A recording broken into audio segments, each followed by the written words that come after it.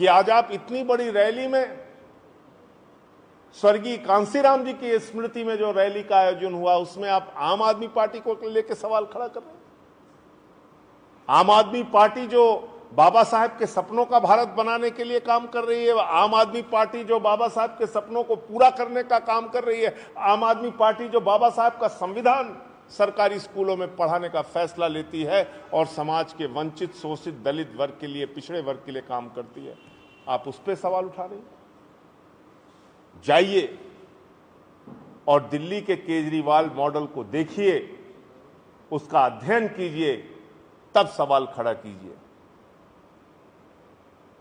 जो भाषा भारतीय जनता पार्टी बोलती है, जो भाषा आदित्यनाथ जी बोलते हैं, वही भाषा अगर आप बोल रही हैं तो कहीं ना कहीं आपके सवाल उठाने पर 1000 सवाल है।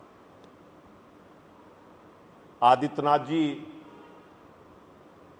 मैं देख रहा था, उन्होंने एक इंटरव्यू में कहा आम आदमी पार्टी उत्तर प्रदेश में चुनाव लड़ रही है, लेकिन कोरोना काल में इसने क्या किया, उत्तर प्रदेश, बिहार के लोगों को वहां से निकलना पड़ा।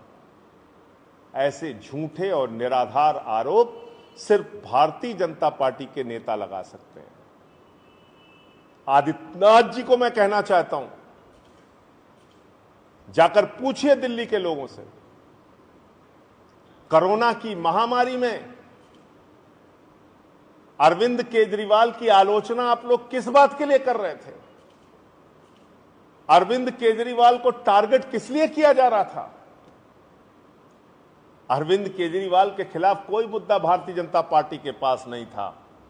अरविंद केजरीवाल के खिलाफ एक ही मुद्दा था, अरविंद केजरीवाल अपने 2 करोड़ जनता के लिए ऑक्सीजन मांग रहा था।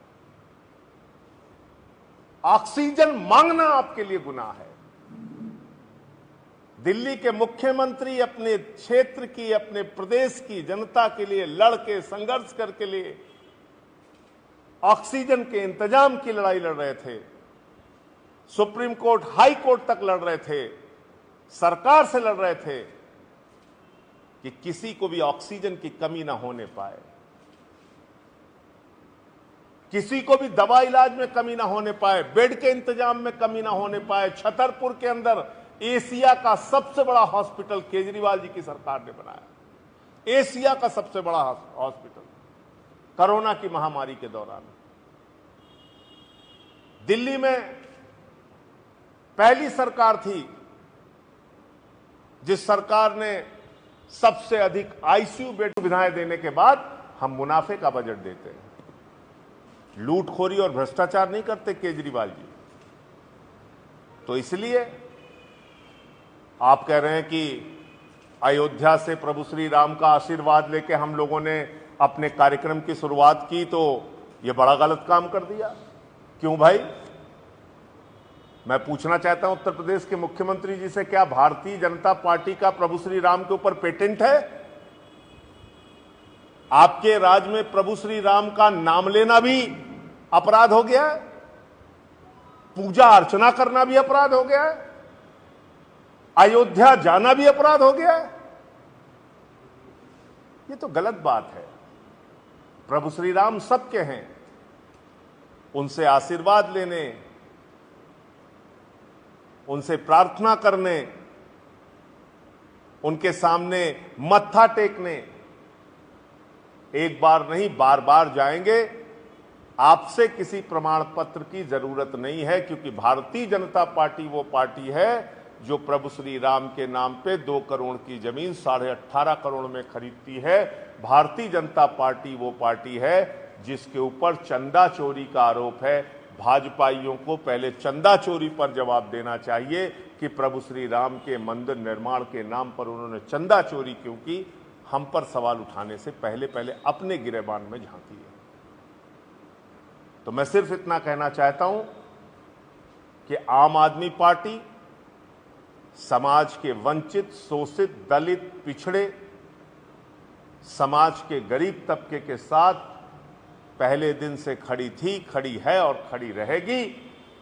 हम उनके हितों के लिए लगातार काम करते रहे हैं, करते रहेंगे और बाबा साहब डॉक्टर भीमराव अंबेडकर के सपनों का भारत बनाने के लिए संविधान की रक्षा के लिए लगातार संघर्षरत रहेंगे। आप लोगों के कोई प्रश्न? आज जो है बुलाया गया है, आशीष मिश्रा से पूछताछ हो रही है, लेकिन अभी भी तमाम सवाल खड़े हो रहे हैं कि गिरफ्तारी होगी या सिर्फ पूछताछ होगी। देखिए, आज तक आप लोगों ने कभी नहीं सुना होगा कि 302 के मामले में कोई भी आरोपी उसको सिर्फ पूछताछ की औपचारिकता के लिए बुलाया जाए और छोड़ दिया जाए। 302 के आरोपी बैठ के टीवी चैनल को इंटरव्यू दें।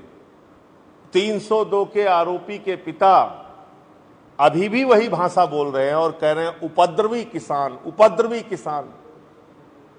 अजय मिश्रा जी, आपको शर्म नहीं आती?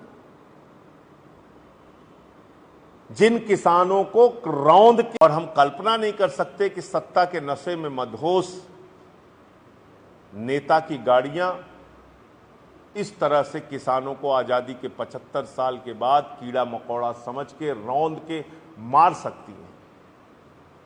तो सिर्फ ये पंजाब या उत्तर प्रदेश का सवाल नहीं है, ये पूरे देश के लोगों को दुखी करने का, पूरे देश के लोगों के मन में गुस्सा और आक्रोश पैदा करने की ये घटना है। सिद्धू जी के अनशन को किस तरह देख रहे हैं?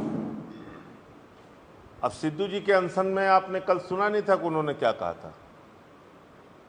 उन्होंने कहा था जांच शुरू हो जाएगी तो अनशन खत्म कर देंगे।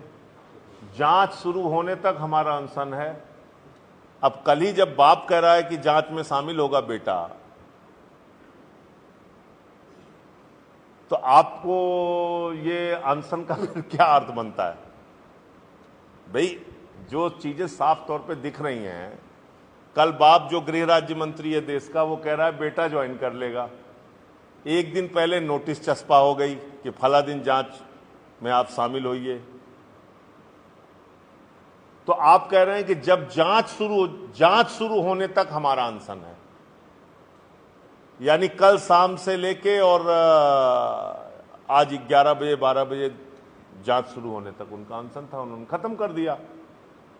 2022 के पहले आम आदमी पार्टी पे इतनी सारी पार्टियां हावी है कि हाँ, ये इस बात को दर्शाता है, जो बात आपने सवाल पूछा वो बहुत महत्वपूर्ण है, कि आज आम आदमी पार्टी को आदित्यनाथ जी, भारतीय जनता पार्टी भी टारगेट कर रही है। आज आम आदमी पार्टी को मायावती जी भी टारगेट कर रही हैं। इसका मतलब आम आदमी पार्टी उत्तर प्रदेश में एक मजबूत ताकत के रूप में बढ़ रही है और 300 यूनिट बिजली फ्री देने का फैसला, 24 घंटे बिजली देने का फैसला और किसानों को मुफ्त बिजली देने का फैसला, पूरा बिजली का बकाया माफ करने का फैसला जो आम आदमी पार्टी ने किया, और इसको लेके जो हम लोग अभियान चला रहे हैं, कहीं ना कहीं इन पार्टियों के मन में उसके कारण से डर है, विचलन है, परेशानी है, और इसी के कारण हमको टारगेट किया जा रहा है। Thank you.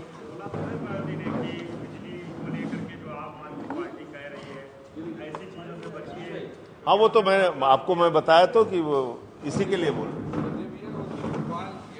हमसे जुड़े रहने के लिए हमारे YouTube चैनल को सब्सक्राइब करें और नई वीडियो की नोटिफिकेशन के लिए बेल आइकॉन को दबाएं। अगर आप ये वीडियो Facebook पर देख रहे हैं तो लाइक जरूर करें और ज्यादा से ज्यादा शेयर करें। धन्यवाद।